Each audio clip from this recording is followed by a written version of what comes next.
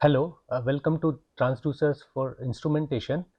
Last lecture we were discussing about the magnetic sensors where the magnetic sensors are made of magnetoresistive materials. Magnetoresistance is the property when the resistance of a material changes when we apply a magnetic field from outside or it is developed inside.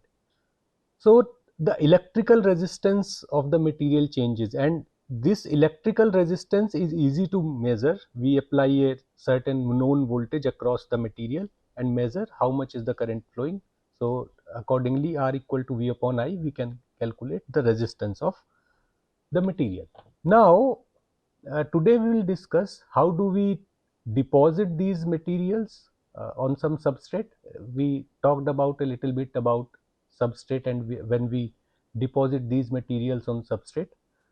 So today we discuss how do we decide that how to deposit and how much the material thickness we need to deposit on the substrate, and accordingly how much resistance we are going to get for to make a magnetic sensor.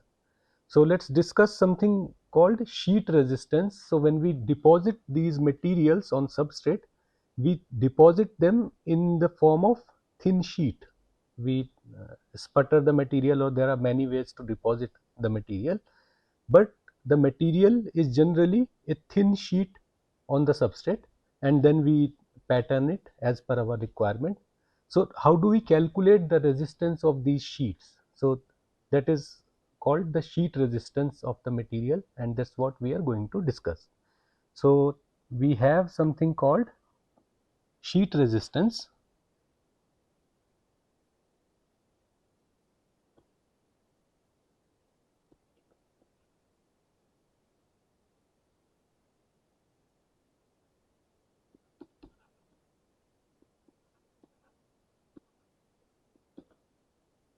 So for this, actually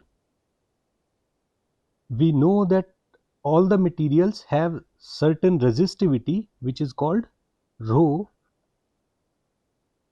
This is the resistivity,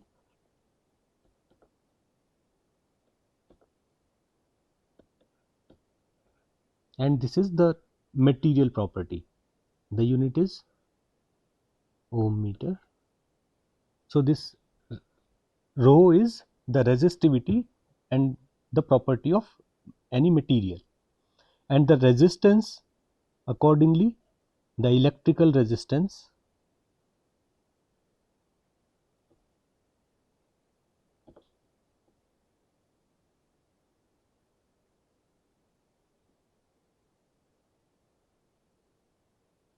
R is given by rho L upon A, which is the cross section area, or we can say the T into W.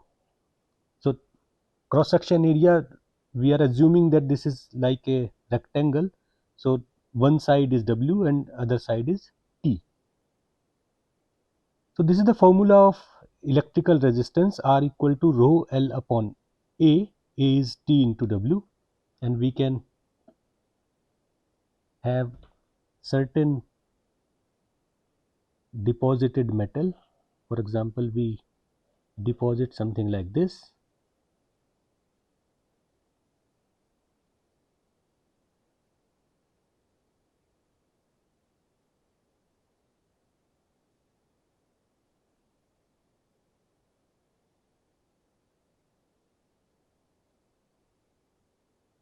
So let's say this is the sheet of metal we deposit on substrate. The length is this, and W is this,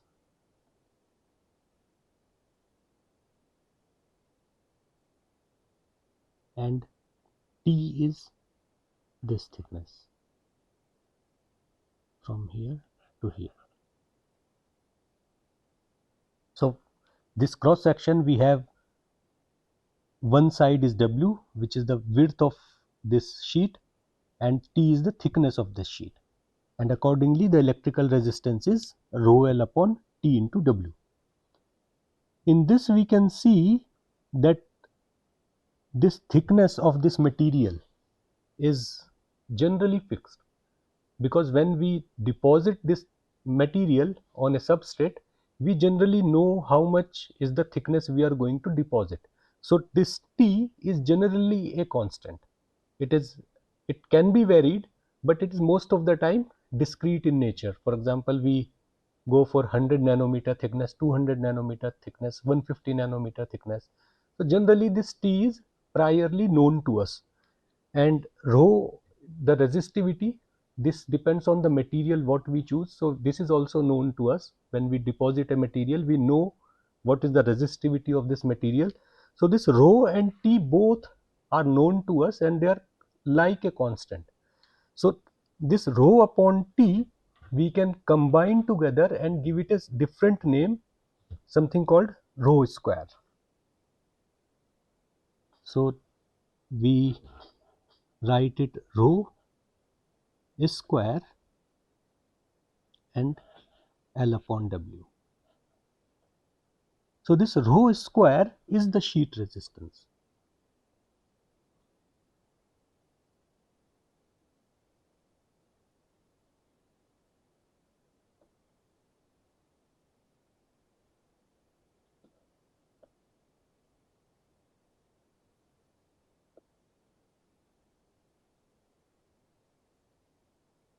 And the unit is ohm per square.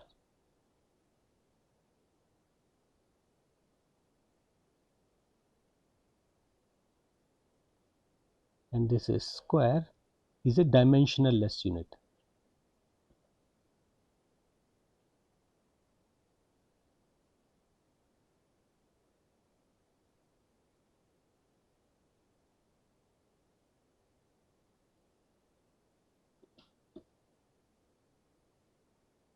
And once we have this formula, we can just count the number of squares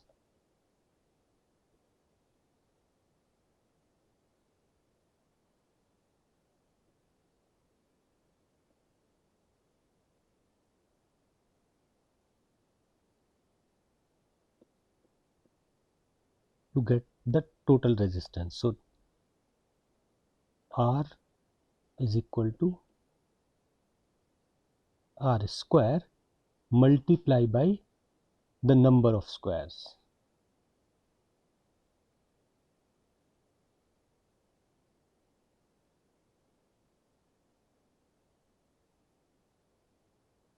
So here we have this, we deposit this metal with length L and width W, and the thickness is already known T, and the resistivity also known. So we write the formula for electrical resistance as R equal to R square, which is the combination of rho and T.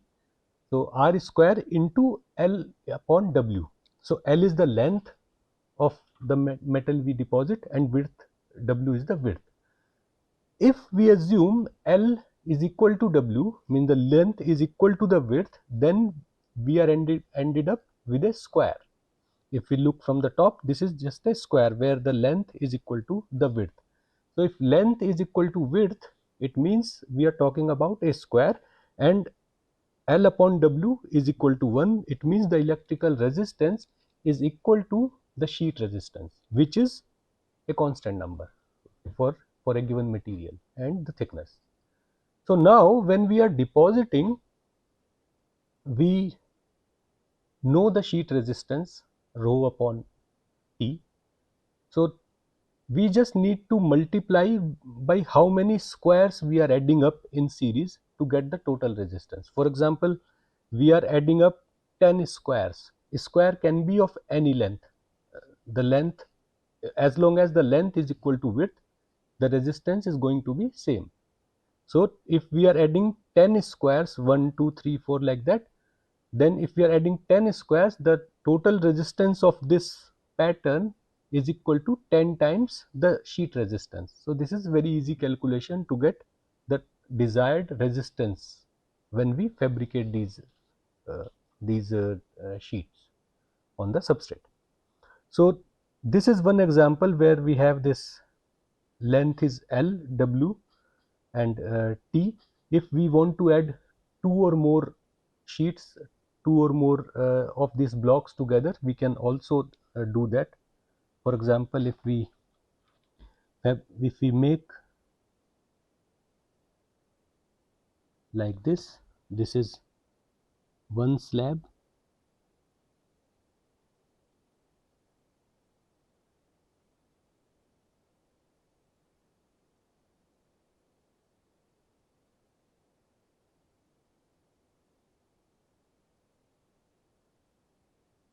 and then we add one more with it.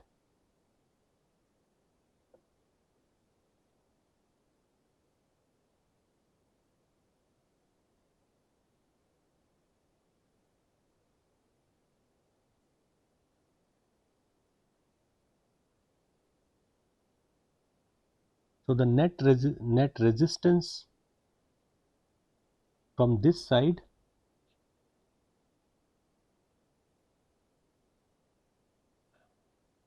R equal to, let's say, R1 by 2, where this R1 is the resistance of this sheet. So if this sheet has resistance of R1, then if we add one block in parallel, then the overall resistance will be R1 by 2. So this is how we can add these blocks together to make a desirable resistance which we can use as a magnetic sensor. So we have certain sheet resistance known to us for different materials. For example, if we talk about some typical sheet resistances,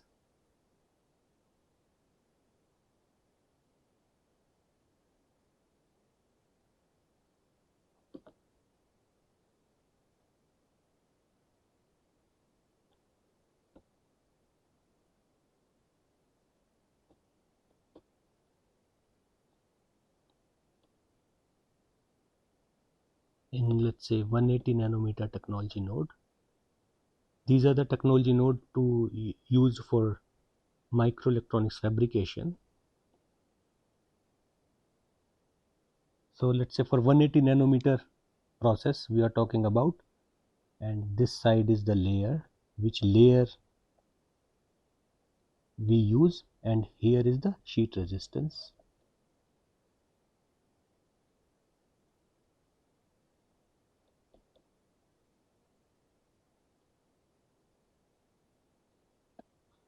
And if we talk about, let's say, diffusion, the silicided one,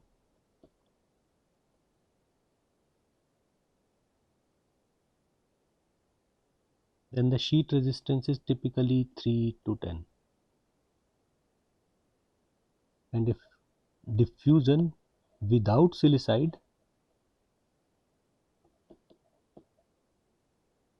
no silicide,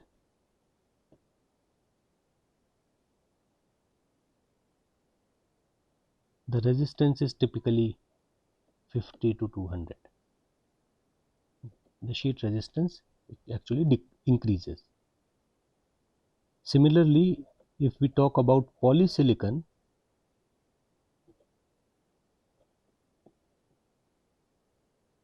this is silicided one,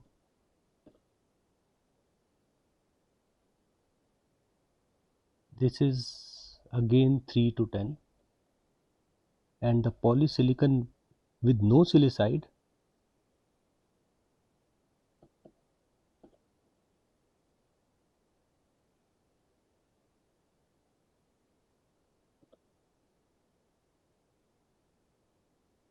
then the resistance varies from 50 to, let's say, almost 400. And then again we have certain metal layers. So metal layer 1 has like sheet resistance 0.08 typically, metal 2 is 0.05, metal 3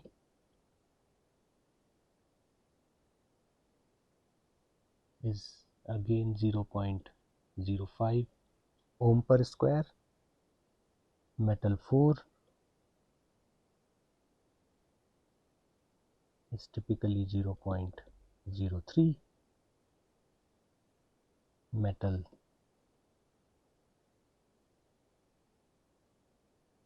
5 is typically 0.02 ohm per square, and metal 6, let's say, is roughly 0.02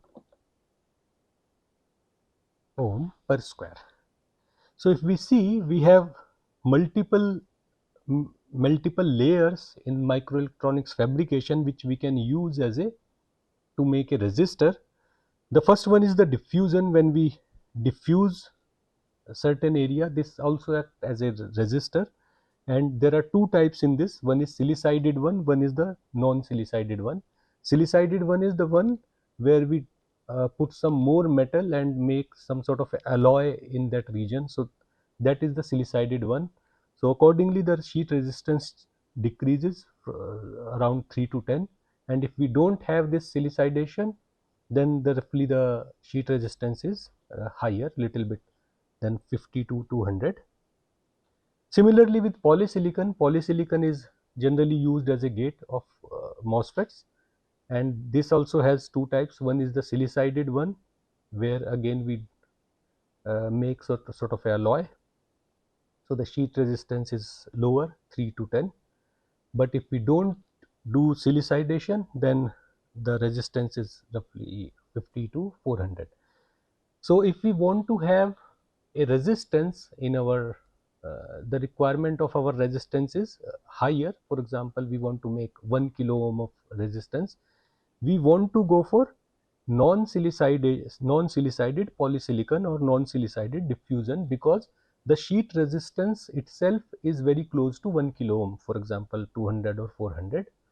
So we will need to add less number of squares to get 1 kilo ohm, because 1 square is already giving us 400 ohm. So we just need to add 2.5 square, 2 square and then half, so that the total resistance comes out 400 plus 400 plus 200, altogether 1 kilo ohm. So if we want a resistance with higher value, we go for non-silicided materials, non-silicided diffusion and polysilicon. However, if we want to have a resistance with lesser value, for example 0.1 ohm or 0.2 ohm, then we would like to go for, let's say, metal 1, metal 2. These are the metal layers which we use for fabrication. So we have a substrate, silicon substrate. On top of this we use metal 1 for interconnection, then metal 2, then metal 3, 4, 5, something like that. And when we are going higher, the thickness of these metal layers increases. So because this thickness or the T uh, of these layers are increasing, the sheet resistance R square is nothing but rho upon T. So if the T increases, the thickness increases, the sheet resistance goes down. This we can see in metal 1 as well as metal 6. Metal 1 has higher sheet resistance 0.08, and metal 6 has lower sheet resistance 0.02. That is because the thickness of the material is increasing in metal 5 and 6. Maybe the material is still same, for example copper or something, but because of the deposition thickness which is higher in metal 6, the sheet resistance of metal 6 is lower. So if we want to go for smaller and smaller resistance value, we want to go for these metal 1, 2, whichever is appropriate for our calculation. So this is how we decide which material to choose for making this appropriate resistance. So now we see how do we fabricate and we measure this sheet resistance.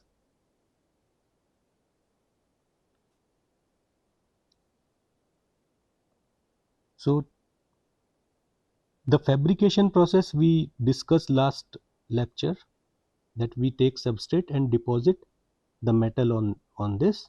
So for example, we have just deposited some material with certain thickness on a substrate. So this is our deposited material now. Now we need to measure its resistance, which we do using 4 probe method. So 4 probe method is something like this. This is our deposited substrate, deposited magnetic material.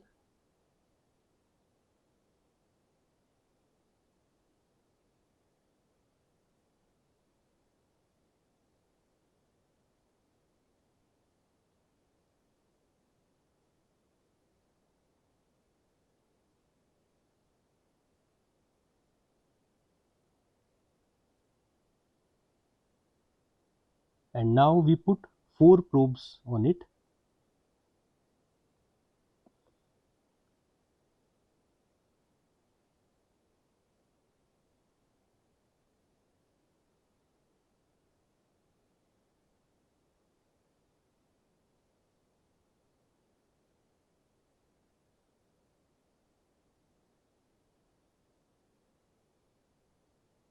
So this is pad 1,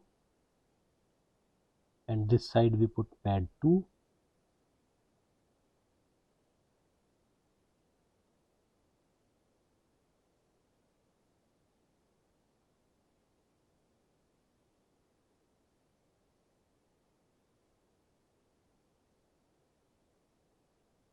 These are the 2 pads to apply the voltage, and then we have 2 more pads here,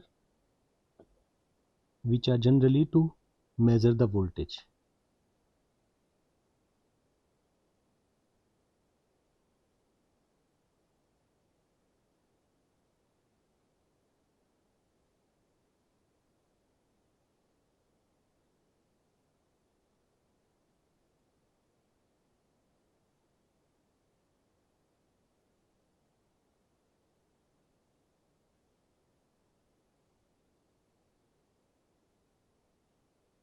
Let's call these pads A and B.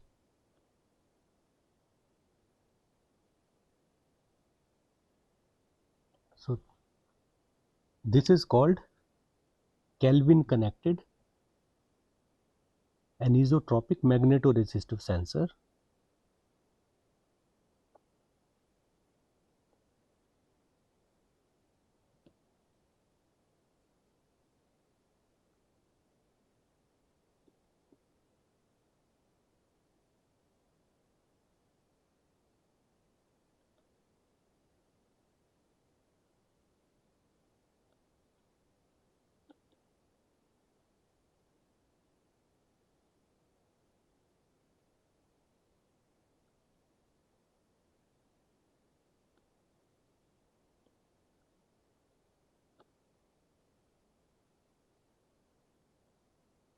Or we call AMR in short.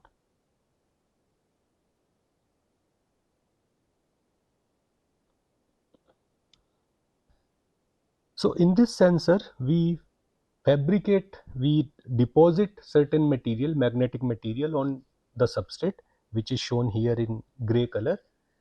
This deposited material, now we put 4 pads on top of it to measure the electrical resistance. However, we just need only 2 pads for normal measurement. We apply a certain known voltage across these 2 pads and calculate how much current is flowing through. Accordingly, R equal to V upon I, we can calculate the resistance. But generally the resistance change in these type of sensor is very small. So for very precise measurement, in fact whenever we want to measure a resistance very precisely, instead of going for 2 probe measurement, we go for 4 probe measurement, which we are going to discuss in a minute. This 4 probe measurement is also called Kelvin connection, and that's why this whole sensor is called Kelvin connected anisotropic magnetoresistive sensor, AMR sensor, which is Kelvin connected.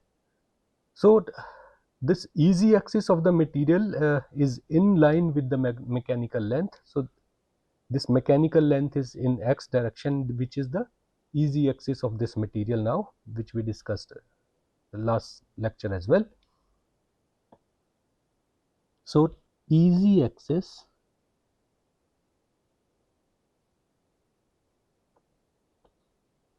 of the material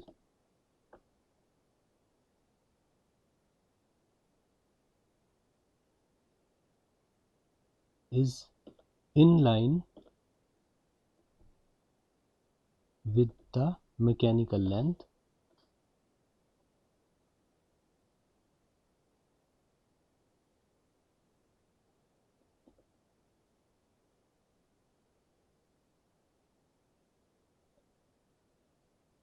of the resistor.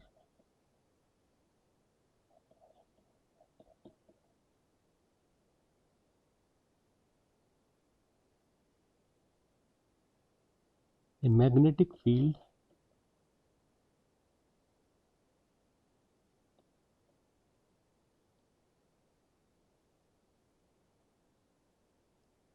applied to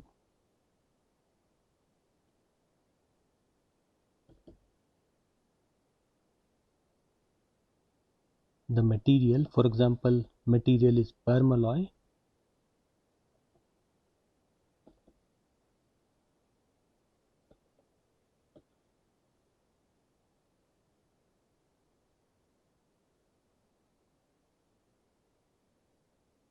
changes its resistance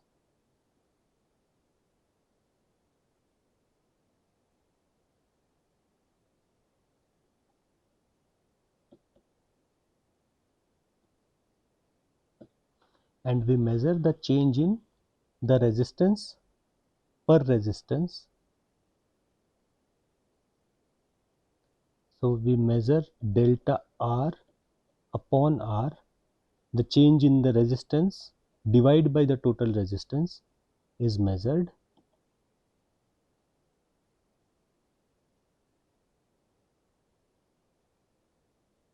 so that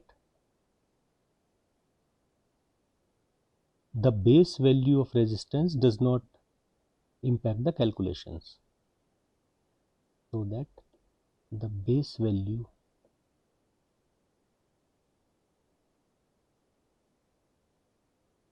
of resistance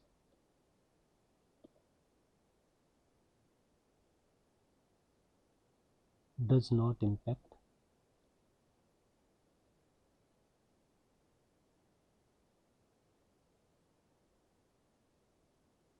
calculations.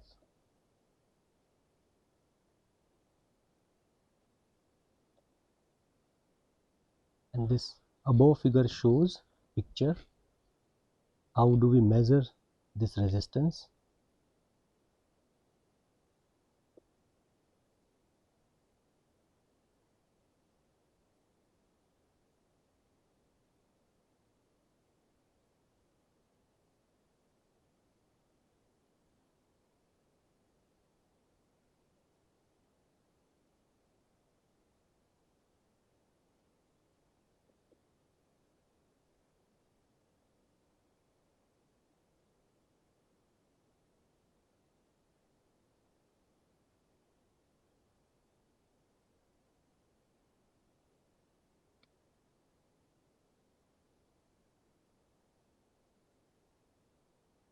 This use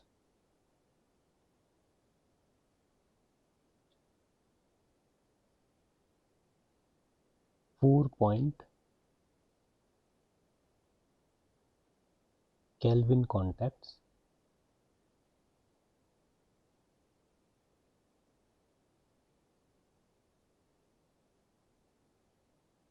to minimize the effect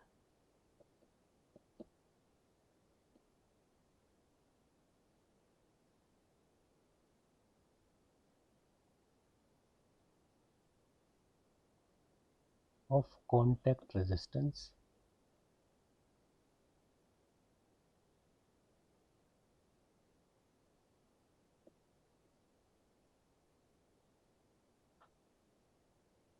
between the permalloy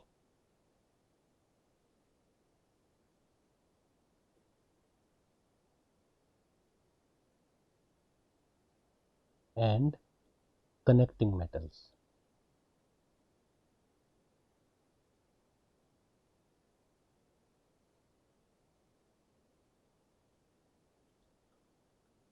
So we have this metal deposited and we put 4 probes on it. The easy axis of the material is in line with the mechanical length, and now if we apply a magnetic field on this assembly, the resistance is going to change. We may generally measure delta R upon R. Instead of just measuring the change in the resistance, which is delta R, we measure delta R upon R, which is the actual value of this resistance, so that the base value does not impact our calculation. We are just focused on how much change is there in per unit resistance. So for example, percentage change in the resistance is what we are looking for. So for that, actually we measure delta R upon R for the measurement. Now this figure shows the how we do the measurement, which is basically 4-point measurement, and this is called the Kelvin connection. So instead of using just two pads, we are putting 4 pads here. And why do we use 4 pads? Because whenever we have a material, for example here permalloy, which is deposited here, now we need to apply a certain voltage across this material permalloy. So that we do using some external probes. These probes are made up of some material, for example copper. So when we connect these copper probes on the permalloy, which is a different material, nickel iron alloy, so as soon as we connect these different materials together, there is a contact resistance which comes into picture. So we know that resistance of copper standalone, that is known to us. We know the resistance of permalloy, that is also known to us. But when these two different material joins, that resistance, the contact resistance, is depending on which metals we choose, and this is different for all the different combination of materials. So when this contact resistance comes into picture, this is also creates some extra resistance in the assembly, which is not required, or which is kind of extra to our system, which should not be there. So to deal with this contact resistance, we go for Kelvin connection, or this 4-point measurement. Let's see a little bit how do we do this 4-point Kelvin measurement.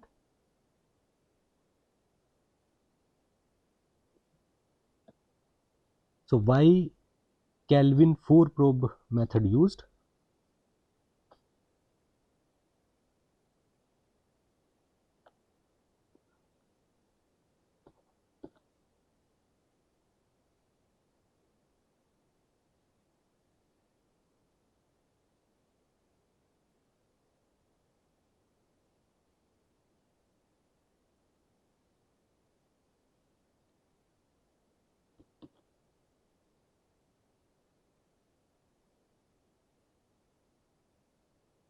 So drawbacks of 2 probe method.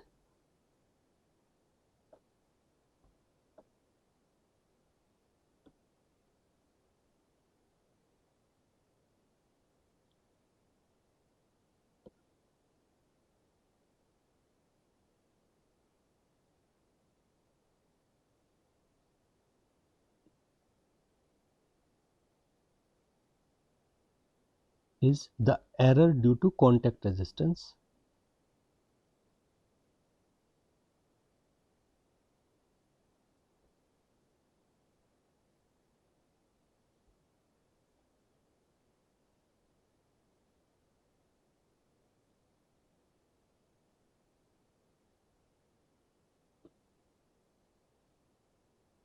So let's say we have this material which is deposited here.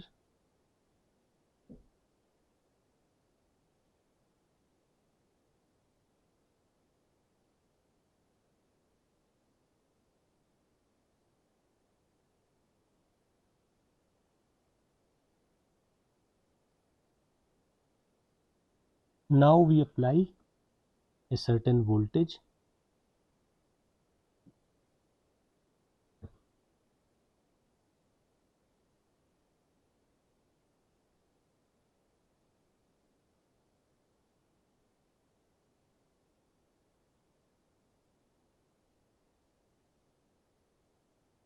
and we have another source.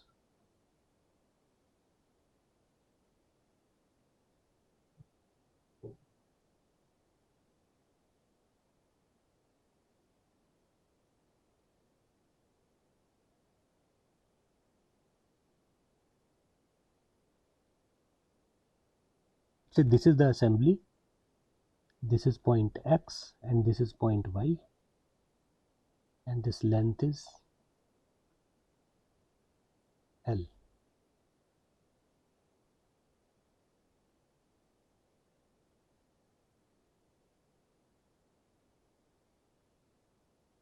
This is the current measured,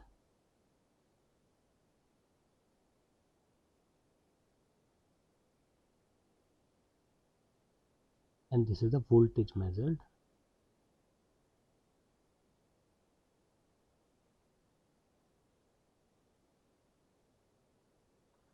So here we have this permalloy which is deposited.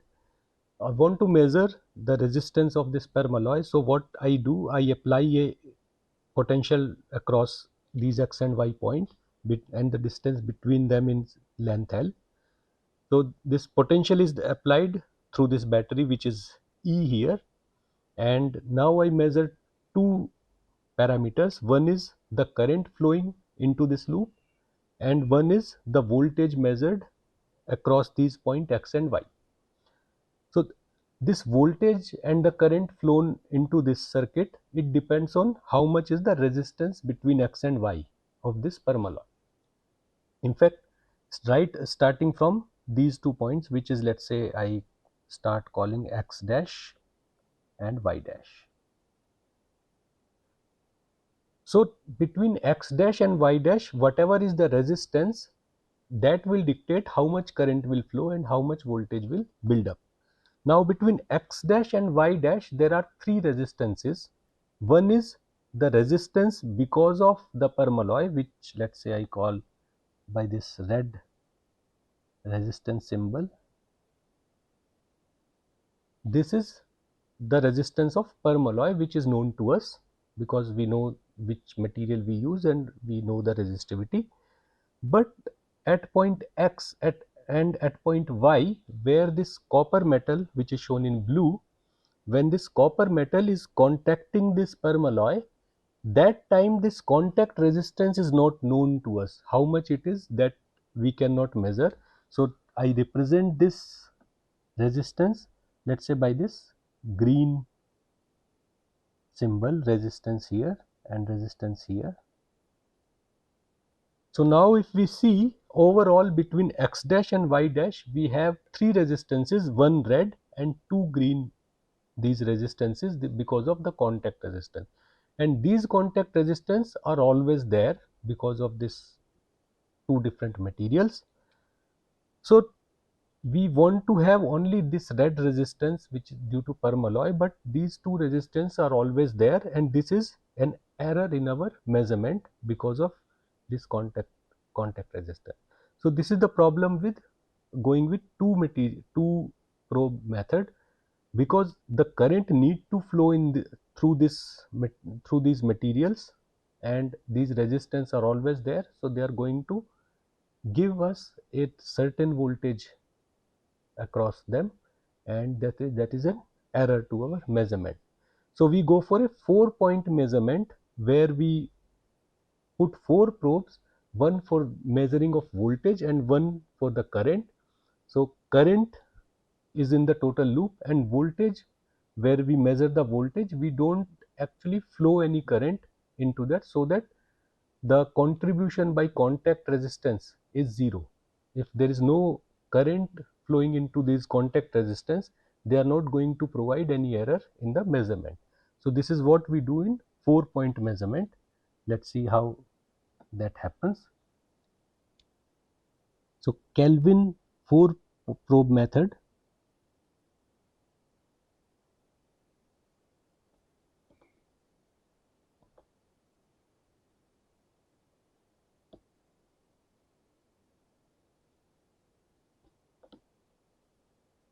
uses 2 probes for supplying current,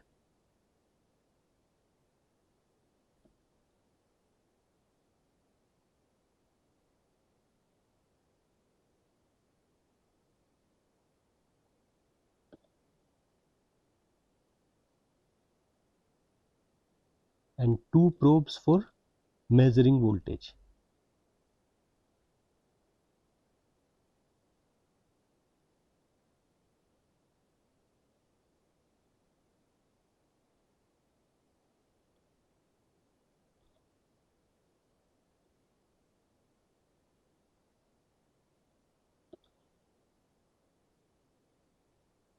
So in Kelvin connection we have like this.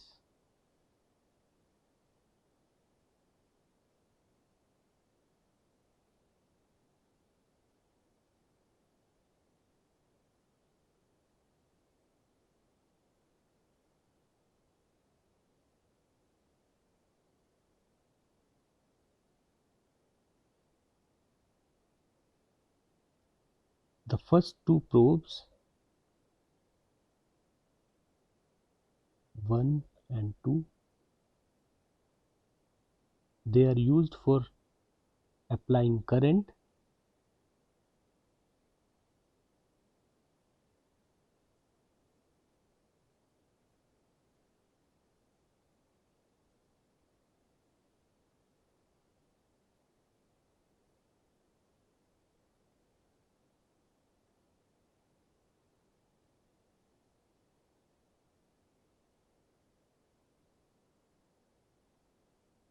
and the other two probes,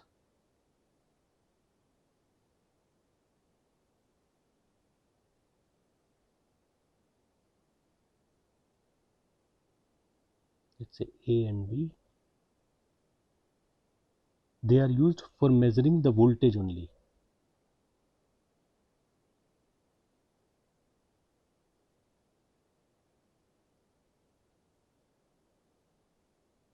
So this is how we do the measurement. By two probes we apply this current which is independent to the measurement of voltage, and these two inner probes A and B, they do not carry any current because the impedance of voltmeter is very high, so there is no current effectively flowing in A and B probe. So whatever is the contact resistance in probe A and B, that does not impact the reading of voltmeter, so we can precisely measure the potential across these two probes A and B, and to calculate resistance we simply need to divide the this voltage divide by the total current, which gives us the value of R. So this is a 4-point Kelvin measurement, and this inner probes does not draw any current, so let's write this as well. Inner probes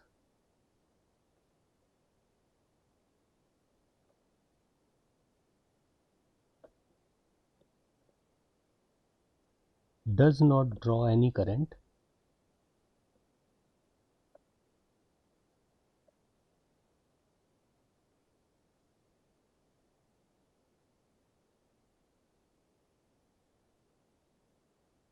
hence contact resistance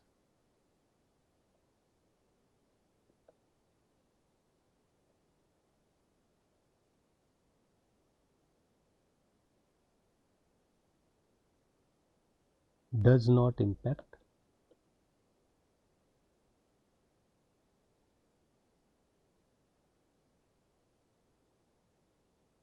the measurement.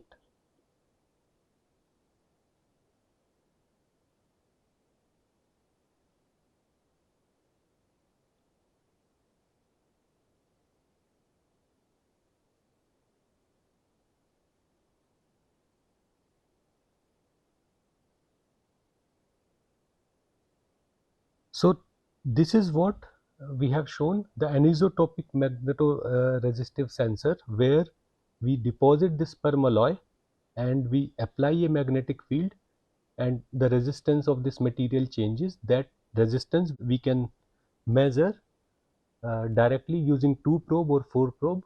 So we go for 4 probe measurement because these give us the more accurate result compared to the 2 probe measurement. So this is AMR sensor, the magnetic AMR sensor. Let's discuss now the GMR sensor, which is called the giant magnetoresistive sensor. So the principle behind this GMR sensor is, if we have two magnetic materials which are polarized in one direction, then if there is a layer in between which is carrying current, this current or this the resistance of this material is actually dependent on what is the polarity of the other two layers.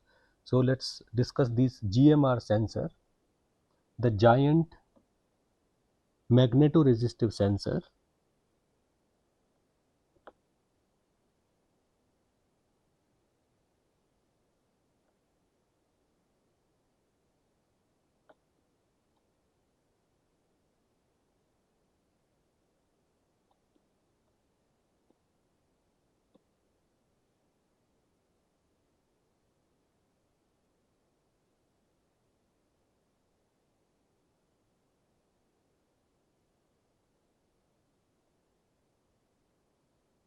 So in this type of material, for example, we have two layers which are having one other layer in between.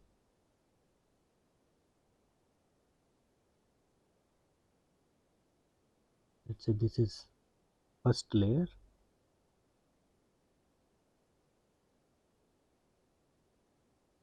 In between we have a sandwich layer.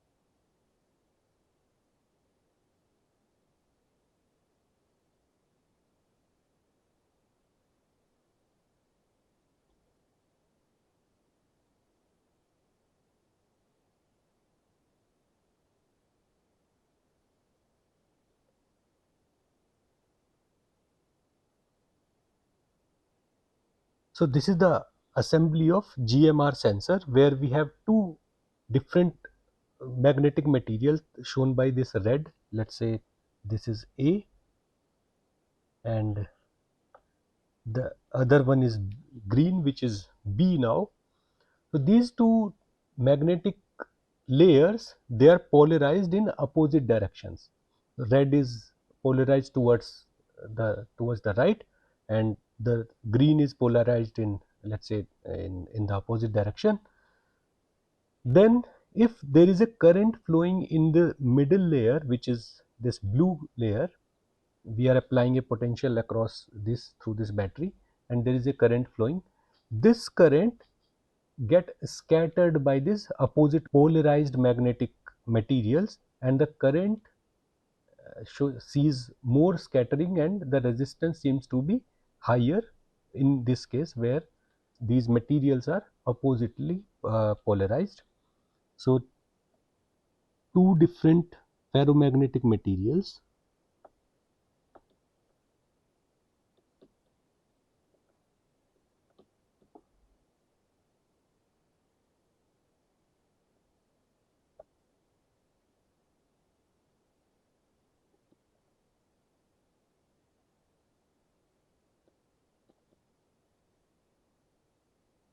sandwiched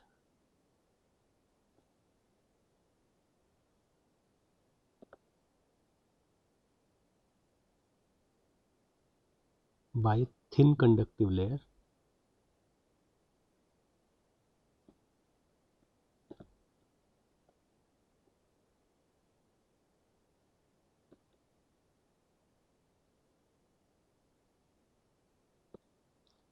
and the mobility of electrons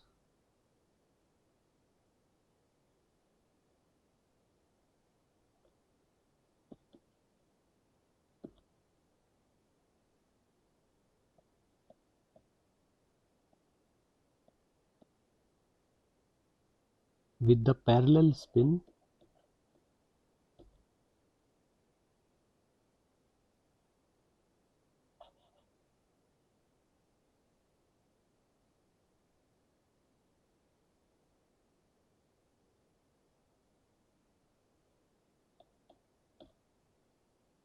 is higher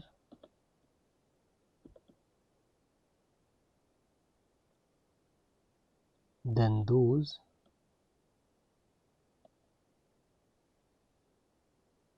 with anti-parallel spin.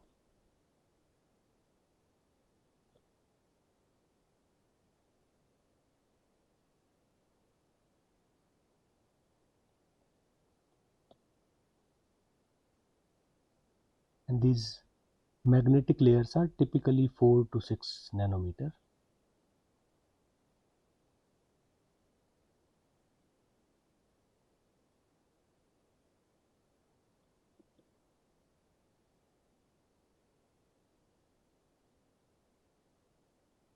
And this conductive layer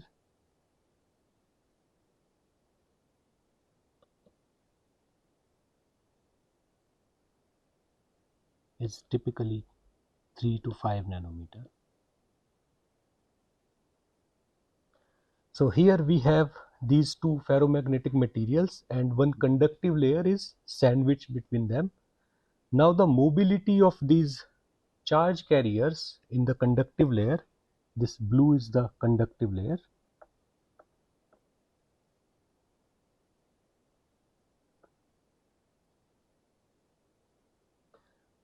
the electron mobility in conductive layer depends on how the other two layers are polarized. If they are in opposite direction, then the mobility of electrons is lower, and if they are polarized in the same direction, then the mobility of these electrons are higher. So this can be easily detected using the external circuitry, and we can check whether both the materials are polarized in the same direction or the reverse direction. So depending upon this, we can find multiple applications of this kind of sensor or devices. One application of these is the hard disk, where we have this magnetic material coated on the disk, and the head which reads the data on this hard disk, that is kind of GMR sensor. Other application is making logic gates using these materials. So for example, A and B layers, if they are similarly in the same direction they are polarized, that can be a one state. If they are oppositely polarized, that can be treated as the second stage. So we can use these kind of GMR sensor as the logic devices as well.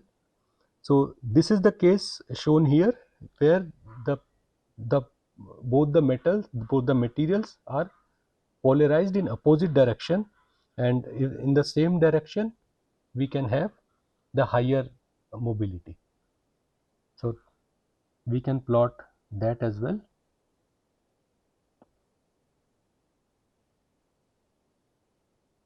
So this is the lower mobility case, where we have this scattering,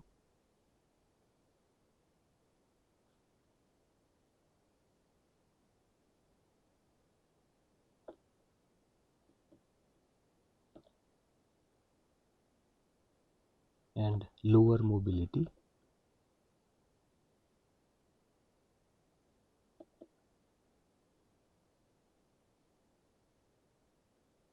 In another case, if both are polarized in same direction,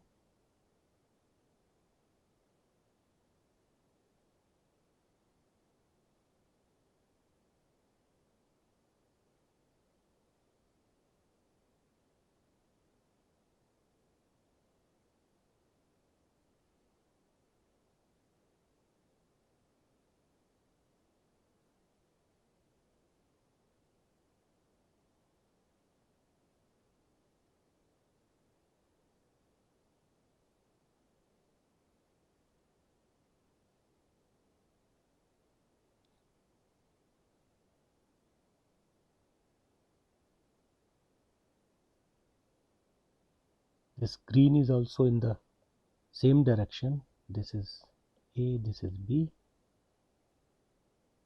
and this is conductive layer.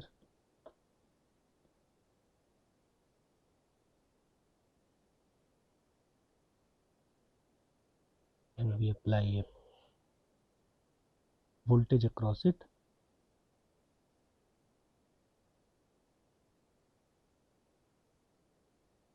So because of these two layers polarized in the same direction, we have lower scattering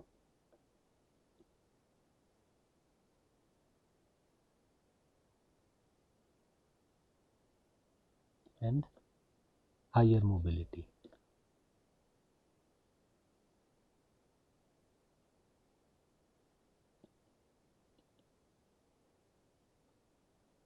So this is what the thing is, GMR sensor or giant magnetoresistive sensor, and this is how it works. The typical applications are in the magnetic hard drives which we use in computers. There we have a disk which is coated with these magnetic materials. When we write on these magnetic disk, the head actually polarize the magnetic material in a certain direction, and while during reading head reaches to this location and check whether this is polarized in the same direction or in the opposite direction. If it is in the same direction, the current of in this head increases. If this is polarized in the reverse direction, the current in the head decreases. So this is how we do reading and writing in typical computer hard drives. This is the one typical application of GMR sensor. So today we discussed two magnetic sensors. One is the AMR sensor and one is the GMR sensor. So this is all for today. Thank you.